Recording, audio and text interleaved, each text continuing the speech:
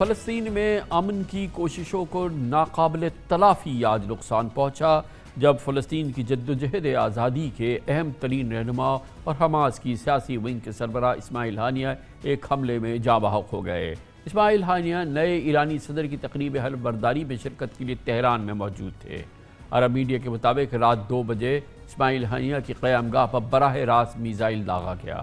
حملے میں ان کا محافظ بھی جاں بحق ہو گیا۔ واقعے کے تناظر میں نو منتخب ایرانی صدر نے افسوس کا اظہار کرتے ہوئے بیان دیا کہ کل میں نے ان کا فاتح ہاتھ اٹھایا اور آج مجھے انہیں اپنے کندھوں پر دفنانا ہے۔ اسرائیل کی جانب سے اب تک واقعے کی ذمہ داری قبول نہیں کی گئی ہے، تاہم حماس نے تہران میں اسماعیل ہانیہ کی موت کی تصدیق کرتے ہوئے ذمہ داران کو سزا دینے کے عزم کا اظہار کیا ہے۔ ایرانی پاسداران انقلاب نے بھی ایک بیان میں صہیونی حکومت کو سخت انجام سے خبردار کیا ہے۔ ایران کے روحانی رہنما اور سپریم لیڈر آیت اللہ خامنئی نے واقعے پر رد عمل کرتے ہوئے کہا کہ ہمارے گھر میں ہمارے مہمان کو شہید کر دیا گیا ہے۔ ایران اپنے ملک کے اندر اسماعیل ہانیہ کے قتل کا بدلہ لینا اپنا فرض سمجھتا ہے۔ آیت اللہ خامنئی کے میڈیا سیل نے اسماعیل ہانیہ کی ملاقات کی آخری ویڈیو بھی پوسٹ کی، جبکہ اسماعیل ہانیہ کے بیٹے عبدالسلام اور بہو نے شہادت پر رد عمل دیتے ہوئے کہا کہ والد کی وہ آرزو پوری ہو گئی جس کا خواب دیکھا گیا تھا۔ فلسطین کاز کے لیے حماس سربراہ نے اپنی جان کے علاوہ بھی بے شمار قربانیاں دی ہیں۔ حماس کے مطابق گزشتہ سال 7 اکتوبر سے اب تک ہانیہ خاندان کے 60 سے زیادہ افراد جاں بحق ہو چکے ہیں۔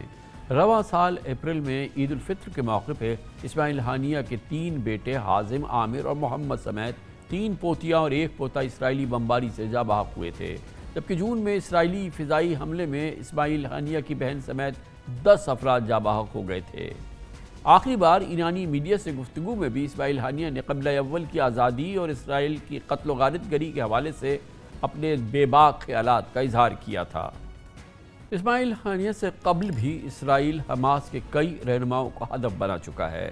مارچ 2004 میں حماس کے بانی شیخ احمد یاسین غزہ میں اسرائیلی حملے میں جاں بحق ہو گئے تھے۔ اسماعیل ہانیہ کون تھے، ہم جانتے ہیں اس رپورٹ میں۔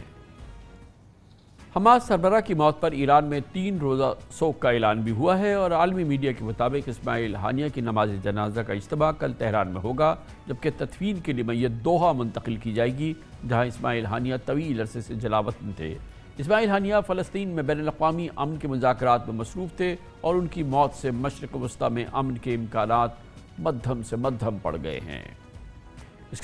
سابق وزیر خزانہ مفتاح اسماعیل نے اپنی ایک ٹویٹ میں بجلی کے بلوں میں ٹیکسز ختم کر کے فوری کمی لانے کا فارمولا پیش کیا ہے۔ ان کا کہنا ہے کہ بجلی کے گھریلو بل میں 24%، کمرشل بل میں 37%، انڈسٹریل میں 27% حصہ ٹیکسز کا ہے۔ گویا کیپیسٹی پیمنٹ کا مسئلہ حل ہونے تک اگر حکومت بجلی کے بلوں میں ٹیکسز ختم کر دے یا ان میں واضح کمی کر دے تو عوام کو کچھ ریلیف مل سکتا ہے، ورنہ پاکستان کے عوام کی قسمت میں فی الحال نہ جانے کب تک دنیا کی مہنگی ترین بجلی خریدنی ہے۔ پاکستان کا ایک عام پاکستانی، ایک عام شخص جو ہے وہ یہ بجلی تو افورڈ کر ہی نہیں سکتا۔ یہ اب اس کی سخت سے مکمل بہار ہو گئی ہے اور اب آئندہ بل جو اب آنے والا ہے چند دنوں میں، جس میں جولائی کا بل ہے، جس میں تقریباً 7.5 روپے فی یونٹ کا اضافہ وہ دیکھے گا، یقیناً اس کے لیے بہت شاکنگ معاملات ہیں جو سامنے آ رہے ہیں۔ پاکستان کا کاروبار بھی اس کو نہیں سہ پائے گا، کریں تو کیا کریں، اور اس کے لیے جو گورنمنٹ اقدامات کر رہی ہے، جو کوششیں کر رہی ہے، اس پر ایک بار پھر ہم ایک گہری نگاہ ڈالتے ہیں۔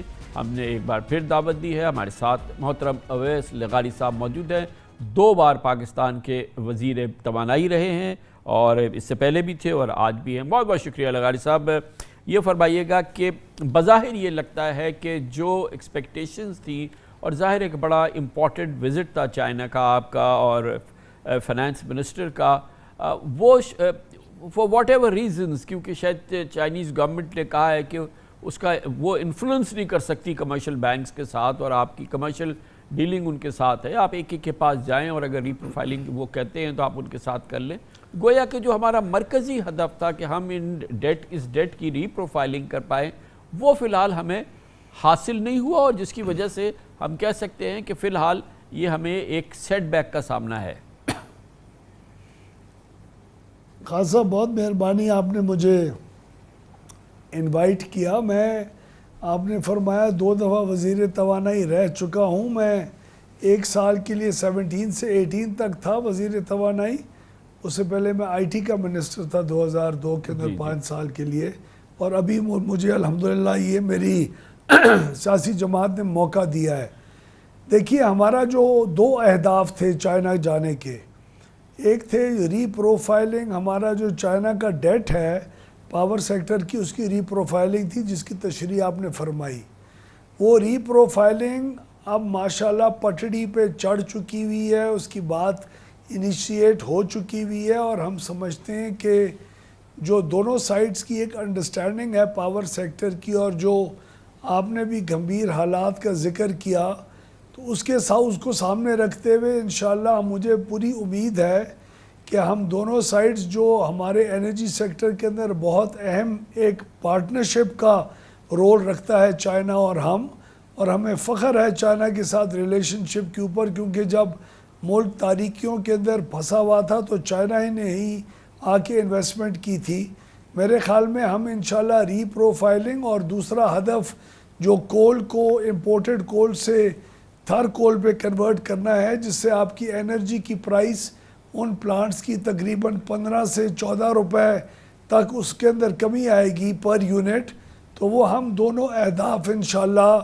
اس کو تفصیل سے اسٹڈی کرنے کے بعد اس میں مجھے تو بہت ایک پازیٹیو امید دکھائی دے رہی ہے کہ ہم اس کو ریپ اپ کر لیں گے۔ لغائی صاحب یہ تو اس میں امید کی تو بہت اچھی بات ہے، امید تو قائم رہنی چاہیے، اور نا امیدی تو گناہ ہے بہرحال، لیکن بہرحال ابھی ایک ڈسٹنس کور کرنا ہے، اور کیونکہ وہ کمرشل بینک ہے، کمرشل ڈیٹ ہے، ایک کے پاس جانا ہے۔ ابھی تو ہم تو گئے تھے چائنا کے پاس کہ شاید وہاں پر جو نظام ہے وہ شاید ہمیں کوئی اس میں ریلیف دلا سکے، تو اب ہمیں ایک تو وہ کرنا ہے، اس کی اسٹریٹجی بنانی ہے، پھر اس میں ایک لمبا سفر ہے۔ اور جو آپ نے لوکل کول کی بات کی لغاری صاحب، جو آپ نے لوکل کول کی بات کی، اس کے بھی تو کہ وہ تھر کا کول جو ہے وہ پورا اس مؤثر طریقے سے ایک اکنامک طریقے سے وہ ہمارا